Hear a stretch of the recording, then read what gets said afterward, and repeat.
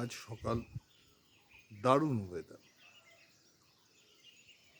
আমরা তো সূর্যোদয় দেখতে পাইনি, সূর্য তার আগেই উপরে উঠে গেছেন, কিন্তু ওয়েদার এখন খুব ভালো। ইনফ্যাক্ট আমরা আসার পর থেকে ওয়েদারটা খুব ভালো, সত্যি সুন্দর জায়গা। এখন মোটামুটি 6টা বাজছে, কিন্তু দেখে দারুণ লাগছে।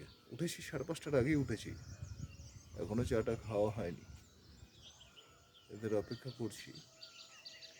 কিন্তু বাইরে এসে দেখছি দারুণ, এত কাছে সামনে থেকে পাহাড়ের সামনে থাকা একটা আলাদা অভিজ্ঞতা।